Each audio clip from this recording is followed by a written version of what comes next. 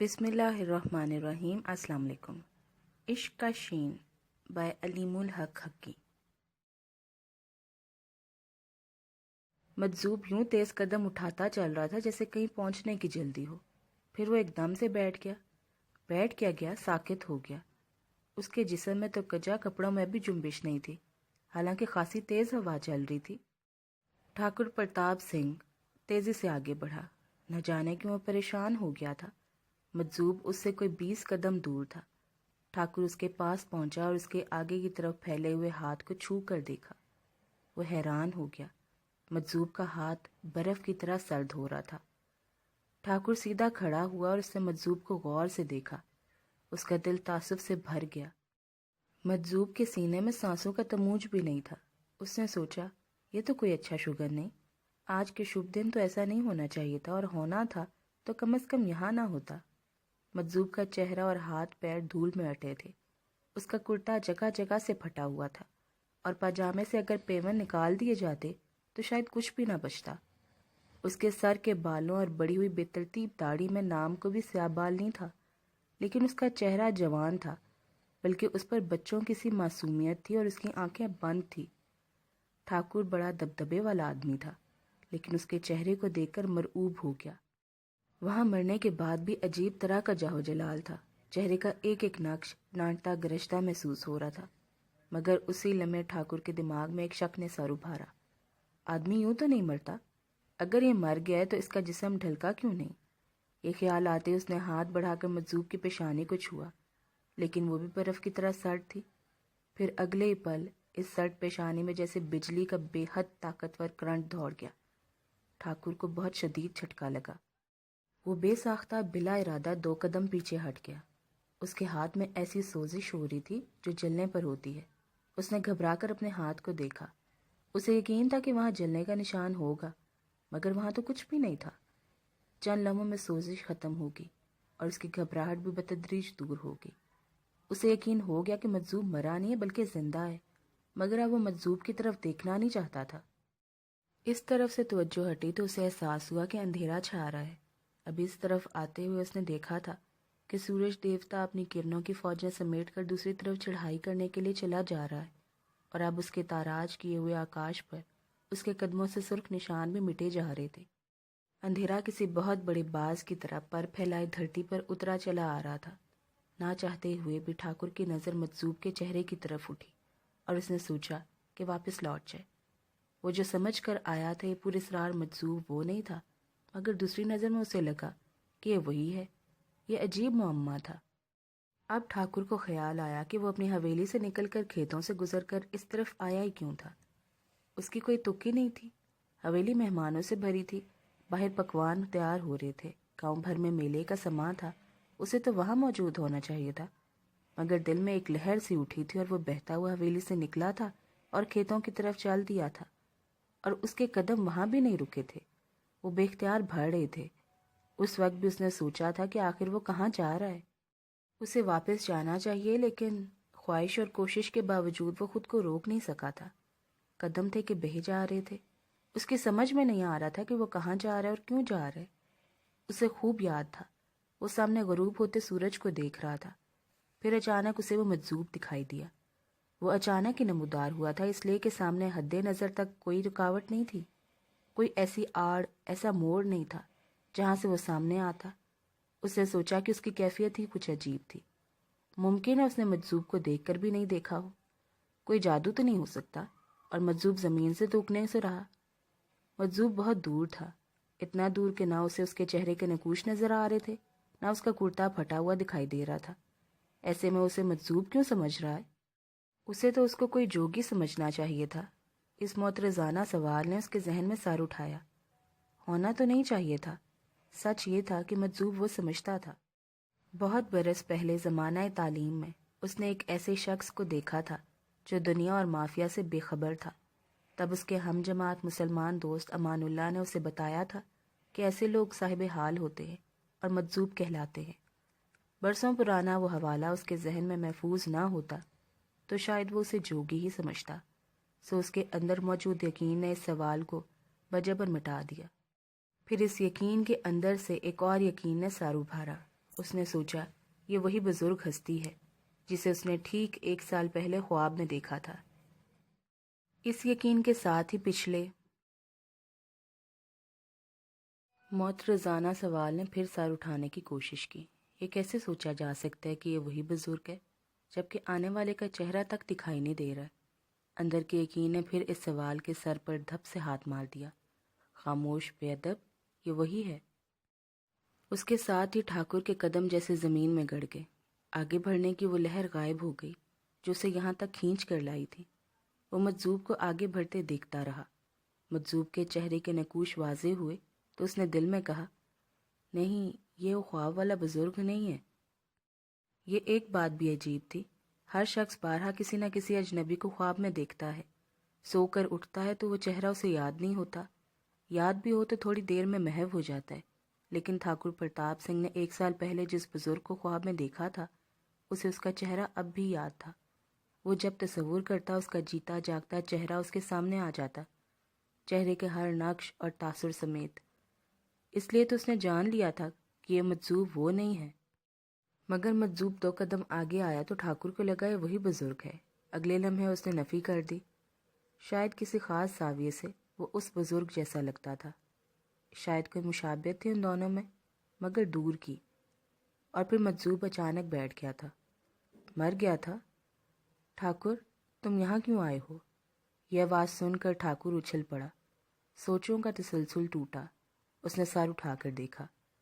مجذوب اٹھ کر کھڑا ہو چکا تھا۔ آپ کے سواگت کے لیے آیا ہوں، ٹھاکر نے بساختہ کہا۔ کہنے کے فوراً بعد اس نے سوچا کہ یہ درست نہیں ہے، لیکن سچ تو یہ ہے کہ اسے معلوم ہی نہیں کہ وہ یہاں کیوں آیا ہے۔ کوئی انجانی طاقت اسے کھینچ کر لے آئی ہے۔ اس کی ضرورت نہیں تھی، ہم تو خود خیر مقدم کے لیے یہاں آئے تھے، کچھ ضروری کام بھی تھے جو نپٹا لیا، اب ہمیں جانا ہے۔ مجذوب کی آواز میں گہرائی تھی اور گونج تھی، صحراؤں کی گونج۔ میں آپ کو ایسے نہیں جانے دوں گا، ٹھاکر نے پھر بلا ارادہ کہا۔ اب اسے اپنی از خود گرفتگی سے خوف آنے لگا تھا۔ تم کیا چاہتے ہو؟ مجذوب نے پوچھا۔ میں چاہتا ہوں مہاراج کہ آپ میری خوشیوں میں شریک ہو، میرے بچے کی صورت دیکھیں اور اس کو دعا دیں۔ ہم تمہاری اور اپنی خوشی میں شریک ہو چکے ہیں، بچے کی صورت دیکھ لی اور دعا بھی دے دی۔ مجذوب نے بڑی تمکنت سے کہا، ہم وہیں سے آ رہے ہیں۔ ٹھاکر حیران رہ گیا۔ مگر مہاراج، آپ تو ادھر سے آ رہے ہیں۔ ہر سمت اسی کی ہے، مجذوب نے ہاتھ اٹھا کر کہا، باقی سب نظر کا دھوکہ ہے۔ ٹھاکر کی سمجھ میں کچھ نہیں آیا، لیکن اس نے بحث کرنا مناسب نہیں سمجھا۔ چل کے کچھ جل پان تو کر لیں مہاراج، اس نے ہاتھ جوڑ کر کہا۔ نہیں، ابھی نہیں، وہ بڑا ہوگا اور دعوت کرے گا تو ہم ضرور آئیں گے۔ تو مجھے کس لیے بلایا تھا مہاراج؟ ٹھاکر کی زبان پھر پھسلی، اس کے لہجے میں عاجزی تھی۔ راجپوت میں ایسی عاجزی سب اس کی شان ہے، مجذوب نے انگلی آسمان کی طرف اٹھاتے ہوئے کہا، پھر یوں بولا جیسے سچ مچ ٹھاکر اسی کے بلاوے پر آیا ہو۔ کچھ باتیں سمجھانی تھی، پہلے یہ بتا اس جگہ کا نام کیا ہے؟ مجذوب نے ٹھاکر سے گاؤں کی طرف اشارہ کیا۔ وہ جگہ جہاں وہ چراغ روشن ہے۔ ٹھاکر نے اشارے کی سمت دیکھا اور بڑے فخر سے بولا، چراغ، وہاں تو چراغاں ہو رہے مہاراج۔ نہیں، ابھی تو وہاں اندھیرا ہے، بس وہی ایک چراغ روشن ہے، چراغاں تو بعد میں ہوگا۔ ٹھاکر نے حیرت سے اپنی حویلی کو دیکھا جو روشنی میں نہائی ہوئی تھی، اور مجذوب کہہ رہا تھا کہ وہاں اندھیرا ہے۔ وہ احتجاج کرنا چاہتا تھا، لیکن اندر سے کسی نے اسے روکا اور اسی نے ایک بار پھر خود کو محبت سے بچا لیا۔ برسوں پہلے امان اللہ نے نصیحت کی تھی کہ ایسے لوگوں سے الجھنا اچھا نہیں ہوتا، جو بھی کہیں چپ چاپ سن لو۔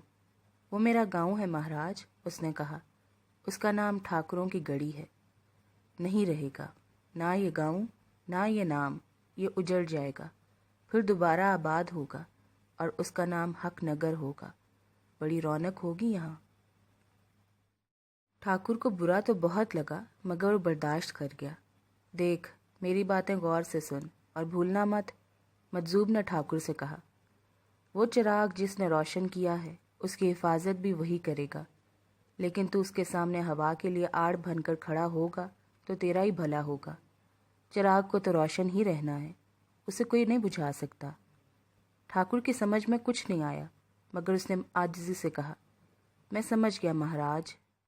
اور سن، وہ تجھے ملا، یہ رب کا احسان ہے تجھ پر، تیری سمجھ میں اس کی باتیں نہیں آئیں گی۔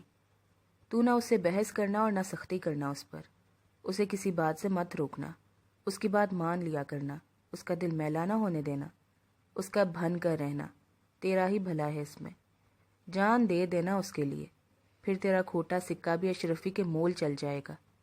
اس بار ٹھاکر کی سمجھ میں بات پوری طرح آئی تھی۔ وہ تو میری جان ہے مہاراج، کچھ بھی ہو جائے، وہ کچھ بھی کرے، ہمیشہ اسے جان ہی سمجھنا۔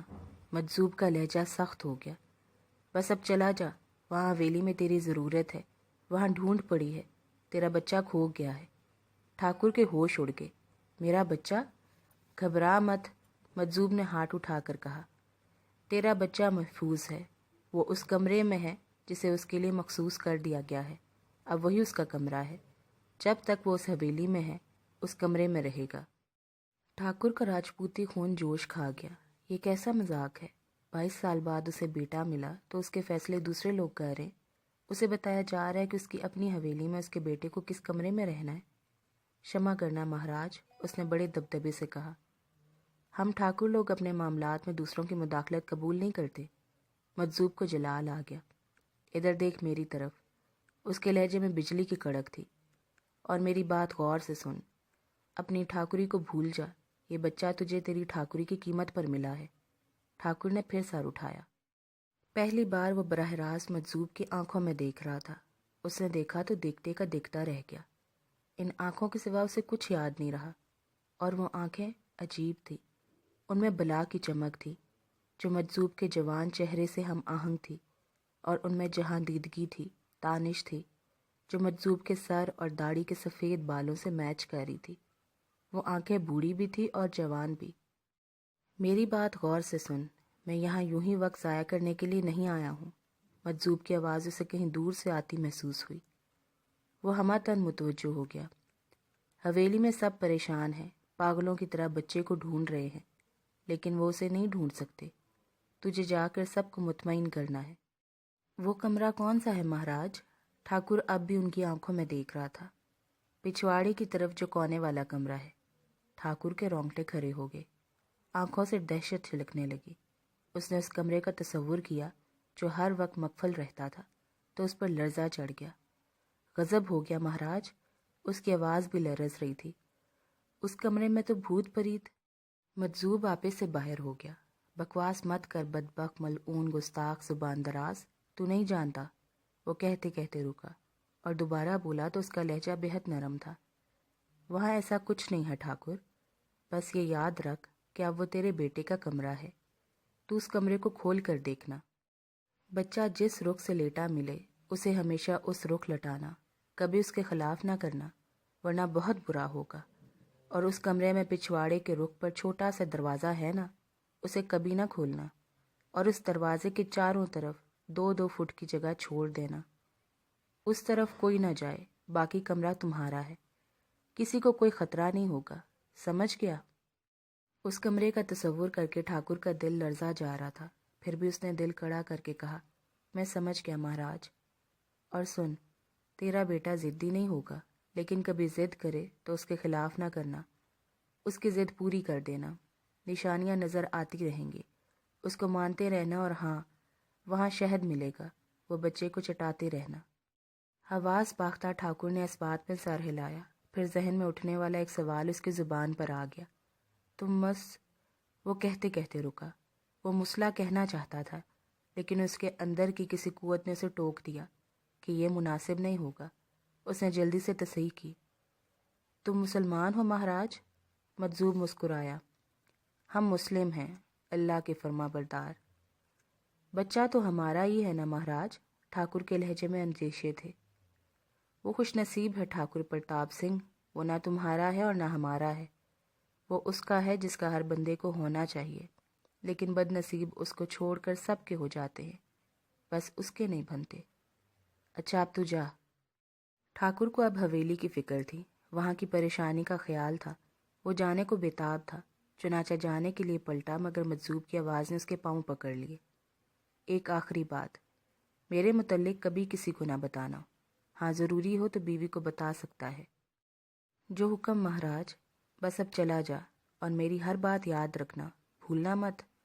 ٹھاکر پلٹ کر تیز قدموں سے گاؤں کی طرف چل دیا۔ اس کا بس چلتا تو وہ بھاگنے لگتا۔ کچھ دور جانے کے بعد اس نے پلٹ کر دیکھا، مگر وہاں مجذوب کا نام و نشان بھی نہیں تھا۔ وہ کھلا میدان تھا اور اب اتنا اندھیرا بھی نہیں ہوا تھا کہ مجذوب نظر نہ آتا، لیکن وہ جیسے نمودار ہوا تھا ویسے غائب بھی ہو گیا تھا۔ گاؤں کی طرف کچھ اور بڑھنے کے بعد ٹھاکر کو ایسا لگا کہ جو کچھ اس نے دیکھا جاگتی آنکھوں کا خواب تھا۔ پھر اسے خیال آیا کہ مجذوب کو اس کا نام بھی معلوم تھا۔ چنانچہ اس کا یہ خیال اور بھی پختہ ہو گیا۔ اس کے قدم سست پڑ گئے۔ اس نے سوچا، پریشانی کی کوئی بات نہیں، یہ سب میرا وہم تھا، بچہ وہیں ٹھاکرانی کے پاس ہی لیٹا ہوگا۔ مگر وہ گاؤں میں داخل ہوا تو اسے دور ہی سے احساس ہو گیا کہ وہاں غیر معمولی صورتحال ہے۔ لوگ پریشانی میں ادھر سے ادھر بھاگ رہے تھے۔ حویلی میں بھی بھگدڑ کا سما تھا۔ اس کے قدم پھر تیز ہو گئے۔ ٹھاکرانی رنجیتا کا عجیب حال تھا۔ مختلف اور متضاد کیفیات تھی جو اس کے اندر گھل مل گئی تھی۔ وہ تھکن سے چور تھی، خوشی اور طمانینت سے سرشار تھی، ایسی طمانینت جس کا اس نے کبھی تصور بھی نہ کیا تھا۔ اسے تکلیف بھی ہو رہی تھی مگر اس کا احساس سادہ نہیں تھا۔ ابھی ذرا دیر پہلے کمرہ لوگوں سے بھرا ہوا تھا۔ دور دور سے ان کے رشتہ دار یہاں آئے ہوئے تھے۔ دن سے مہمانداری چل رہی تھی اور جشن کی تیاریاں ہو رہی تھی، اور ابھی تھوڑی دیر پہلے سب بچے کو دیکھنے اور اسے بدائی دینے کے لیے جمع ہوئے تھے۔ وہ خوشی اور فخر میں تکلیف کو بھی بھول گئی تھی۔ وہ بدائیاں لے رہی تھی۔ ٹھاکر کا چہرہ دیکھ کر اسے بہت خوشی ہوئی تھی۔ وہ جیسے پھر سے جوان ہو گیا تھا۔ ٹھاکر اور سب مہمان کمرے سے نکلے تو دائی راجو نے اسے لٹا دیا۔ اسے اچھا لگا کیونکہ بیٹھے بیٹھے اسے تھکن ہو گئی تھی۔ میں جا رہی ہوں مالکن، دائی نے اس سے کہا، ذرا گھر کو بھی دیکھ لوں، بس ترنت آ جاؤں گی۔ چلی جا، پر شانتا کو ادھر بھیج دے، ٹھاکرانی نے کہا۔ دائی راجو کمرے سے نکلی۔ ٹھاکرانی کی آنکھیں بند ہوئی جا رہی تھی، لیکن وہ غشی کی اس کیفیت سے لڑتی رہی جس میں اترنے کو اس کا جی بھی چاہ رہا تھا مگر بچہ اکیلا ہو جاتا، شانتا آ جائے تو۔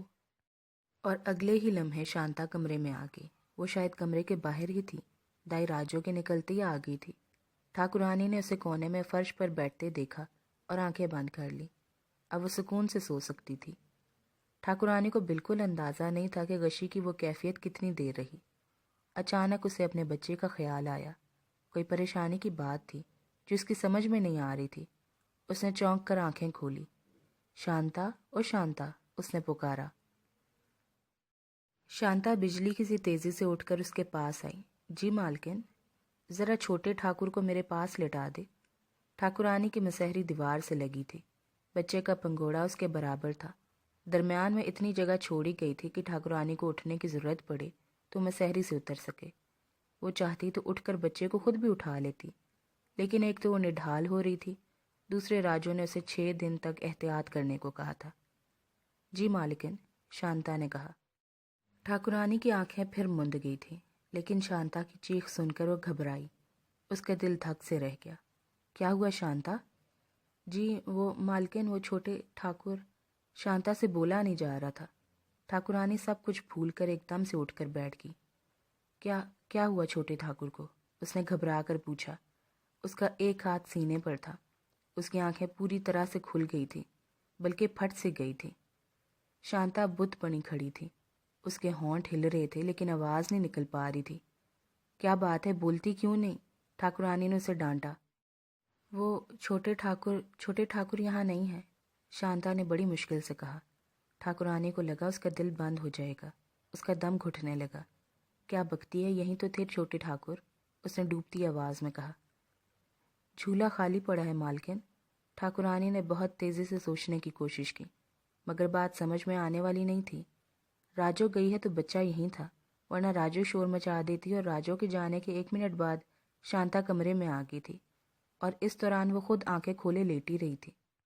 اس 1 منٹ میں بچہ کہاں جا سکتا ہے؟ کمرے میں دیکھو ادھر ادھر، اس نے شانتا سے کہا، لیکن کمرے میں ایسی کوئی جگہ تھی ہی نہیں۔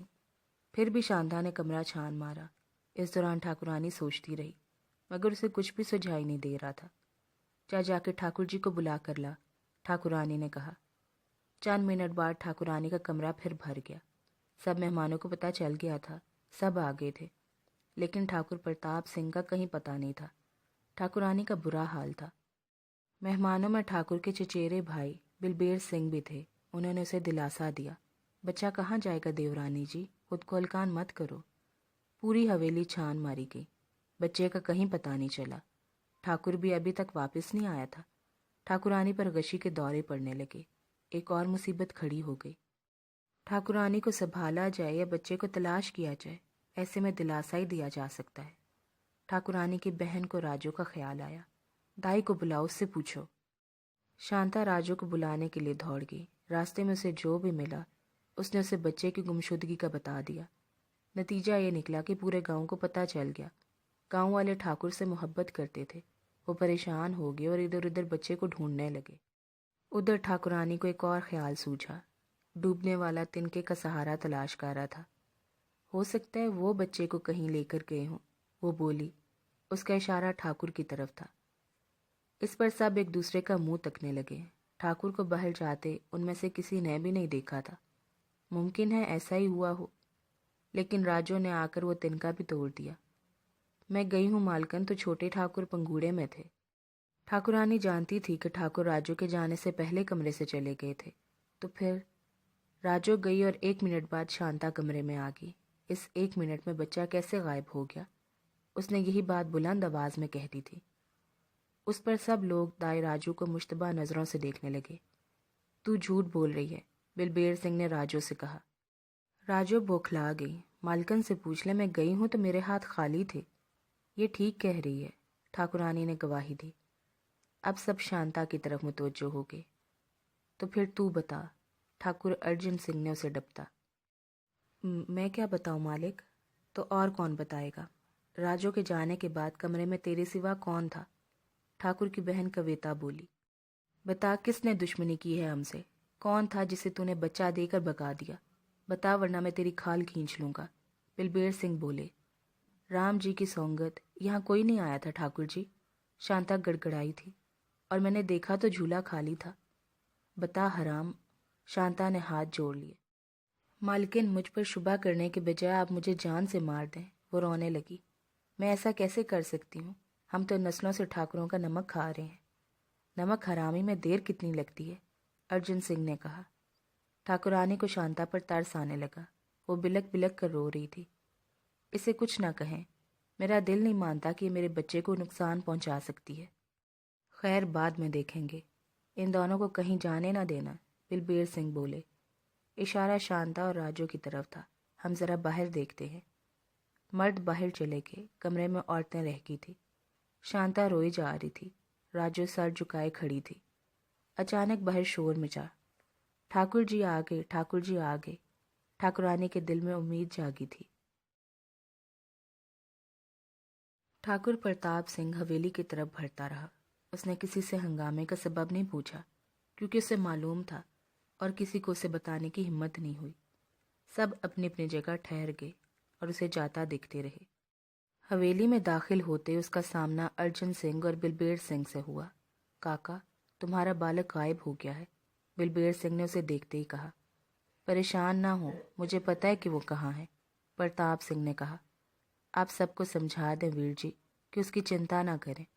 ये कहकर ठाकुर आगे बढ़ गया। बिलबेर सिंह और अर्जुन सिंह ने सबको समझाया। सते हुए चेहरों की रौनक वापस आने लगी। उधर ठाकुर प्रताप सिंह ठाकुरानी के कमरे में दाखिल हुए। उन्हें देखकर ठाकुरानी रोने लगी। शांता और दाई राजू के चेहरों पर जर्दी खड़की। ठाकुर ने पत्नी से कहा, रंजीता, रोने की जरूरत नहीं, छोटा ठाकुर खैरियत से है, उसकी चिंता मत करो। कहाँ है मेरा पुत्र? बताता हूँ, धीरज रखो, ठाकुर ने कहा। फिर औरतों की तरफ मुड़े। तुम लोग जाकर जश्न की फिक्र करो। सब समझ गए कि ठाकुर जी को ठाकुरानी से बात करनी है। शांता और राजू की भी जान में जान आ गई। तखलिया होने के बाद ठाकुर ने ठाकुरानी से कहा, हमारा पुत्र उस कमरे में है जहाँ हर वक्त ताला लगा रहता है, वही कोने वाला कमरा। हाय राम, ठाकुरानी बौखला कर उठने लगी। ये क्या गजब किया आपने? बैठी रहो, ठाकुर ने कहा। और उसे मैं वहां नहीं लेकर गया, किसी ने उसे वहां पहुंचा दिया है। मगर तुम डरो मत, उसे कुछ नहीं होगा। क्या बात करते हैं आप, वहाँ तो आसेब। ठाकुर ने उसके मुंह पर हाथ रख दिया। ऐसा मत कहो, कभी ना कहना, किसी को कहने भी ना देना। उसे मजजूब का रद्द-ए-अमल याद आ गया था। अब वही हमारे पुत्र का कमरा है। आप कैसी बात करते हैं, उसे लाएं वहां से। ठाकुरानी बिफर गई। रंजीता, मेरी बात सुनो सुकून से। ठाकुर का लहजा सख्त हो गया। तुम्हें वो ख्वाब याद है? वो ख्वाब ठाकुर ने ठीक 1 साल पहले देखा था। यही महीना था, यही तारीख थी।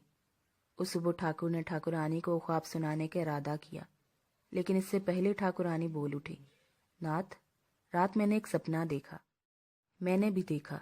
मेरा मन कहता है वो बहुत शुभ सपना है। पहले तुम मेरा सपना सुन लो।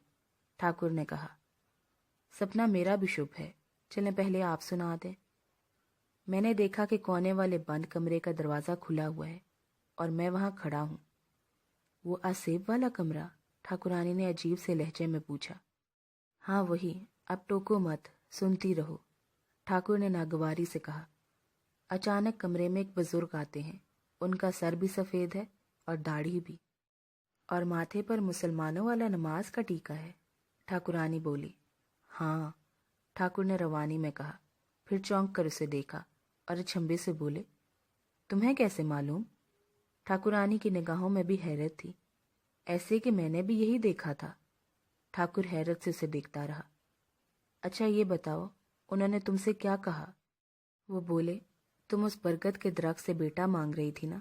मैंने कहा, हमें तो 20 साल हो गए मांगते मांगते, जो जहाँ का बताता है हम वहाँ चले जाते हैं। नगर नगर की खाक छान ली, पर मनोकामना पूरी नहीं होती। ठाकुर ने उसकी बात काट दी। मैंने भी ख्वाब में यही कहा था रंजो। इस पर वो बोले, दरख्त के मालिक ने तुम्हारी सुन ली है, तुम्हें बेटा मिलेगा, नसीबों वाला बेटा। मुझसे भी यही कहा था, और ये भी कहा कि उसकी परवरिश करना, उससे मोहब्बत करना तुम्हारा काम है, और उसकी तालीम और तरबियत में दखल ना देना, उसकी मर्जी के खिलाफ ना करना। बस ये याद रखना कि किसी भी मामले में उसके साथ ज़बरदस्ती ना करना, किसी भी मामले में। ठाकुर ने कहा, जी हाँ बिल्कुल यही। और फिर मेरी आंख खुल गई। उन्होंने टुकड़े लगा लगा कर ख्वाब बयान किया, एक दूसरे की बात बढ़ाते हुए। फिर दोनों देर तक बैठे सोचते रहे, खामोशी से। दोनों एक ही बात सोच रहे थे, शायद उनकी आरज़ू पूरी होने वाली है। लेकिन उन्हें यकीन कैसे आता? 22 साल की महरूमी ख़त्म होने पर खुद भगवान आकर बधाई दे तो भी महरूम को तो उस वक्त एतबार आएगा जब झोली सचमुच भर जाएगी। फिर भी उनके दिल उम्मीद से भर गए थे। वो तारीख जब उन्होंने एक ख्वाब देखा था, उनके दिल पर नक्श हो गई थी। उन्हें एहसास था कि एक ही वक्त में बिल्कुल एक सा ख्वाब इन दोनों ने देखा था, और ये गैर मामूली बात थी। अब ये रोज़ का मामूल हो गया कि ठाकुर सोकर उठता तो इस ख्याल के साथ कि शायद आज पत्नियों से कोई अच्छी खबर सुनाएगी। वो अपने कामों में मसरूफ़ रहता, मगर ठाकुरानी के सामने आता तो नज़रें क्या, एक ज़ुबान को छोड़कर उसके जिस्म का हर उज़ू सवाल बन जाता। और ठाकुरानी खूब जानती थी कि ज़ुबान खामोशी से क्या सवाल पूछ रहा है। वो एक आह भर के नज़रें झुका लेती या वहाँ से हट जाती। उस सुबह के बाद उनके दरमियान इस सिलसिले में कभी गुफ्तगू नहीं हुई थी, न बिल वास्ता न बिला वास्ता। दोनों डरते थे कि उम्मीद न टूट जाए, दिल में मायूसी जगह न बना ले। हालांकि हो यही रहा था। हर गुजरता दिन उम्मीद को कमज़ोर कर रहा था और मायूसी चुपके चुपके दिल में सरायत कर रही थी। 1 महीना हो गया और कुछ भी ना हुआ। फिर एक रात ठाकुर आया तो बुझा बुझा था, खामोश, दिल गिरफ्ता और मलूल। ठाकुरानी ने कुरेदा तो उसे टालने लगा। नहीं रंजू, कोई ख़ास बात नहीं, बस थकन सी हो गई है। थकन तो रोज़ होती है जी, पर ऐसा तो नहीं होता। अब बुढ़ापे का एहसास भी सताता है। ठाकुरानी समझ गई कि कोई ताज़ा बात है। बुढ़ापे का तज़किरा पहले कभी नहीं हुआ था। ऐसे न कहो नाथ, बुढ़ापा भी बहुत दूर है। वो समझ गई कि आज फिर महरूमी ने डंक चबोया है। ठाकुर वो बात उसे बताना नहीं चाहता था, लेकिन उससे ये बोझ उठाया भी नहीं जा रहा था। रंजू, आज मैं उस दरख्त की तरफ गया था। कौन सा दरख्त? वही बरगद का दरख्त जहाँ हमने नज़र चढ़ाई थी, प्रार्थना की थी बच्चे के लिए। अच्छा, ठाकुरानी ने बुझे बुझे लहजे में कहा। पता है, वो पेड़ सूख चुका है, ठाकुर ने दिल गिरफ्तगी से कहा। बिल्कुल सूख चुका है, बहार के मौसम में जल गया, एक पत्ता भी न बचा। ठाकुरानी के दिल पर घोंसा सा लगा। चलो, जो भगवान की इच्छा। बज़ाहिर तो उसने ये बात पेड़ के सूखने पर कही थी, मगर असल में वो औलाद के इम्कान को रो बैठी थी। अब कुछ नहीं हो सकता, ठाकुर बोला। जिससे हमने मांगा वो खुद ही लुट गया। उस दिन के बाद वो चुपचाप रहने लगे थे। ठाकुर तो बिल्कुल ही मायूस हो गया। उम्मीद की शाख इस बार यूं सूखी थी कि उसके हरे होने का कोई इम्कान ही नहीं रहा था। ख्वाब देखे 3 महीने हुए थे कि ठाकुरानी ने उसे खुशखबरी सुना दी। अब वो खुश थे, लेकिन ठाकुर को अंदेशे भी सताते थे, कहीं कोई गड़बड़ ना हो जाए। मगर 6 महीने खैरियत से गुजर गए तो उसे एतबार आने लगा कि ख्वाब सच्चा था। और आज वही तारीख थी जिस तारीख को 1 साल पहले उसने ख्वाब देखा था, और उसे ताबीर मिल गई थी। याद है मुझे, उस ख्वाब को भला भूल सकती हूँ मैं, ठाकुरानी ने कहा। शायद अभी मैं उस ख्वाब वाले से मिल कर आ रहा हूँ। शायद का मतलब? उसकी सूरत अलग थी, पर कभी मुझे लगता था वो वही है जिसे ख्वाब में देखा था। उसे छोड़ो, मेरे पुत्र को उस कमरे से निकालो ना, वही तो मैं बता रहा हूँ, ठाकुर ने कहा।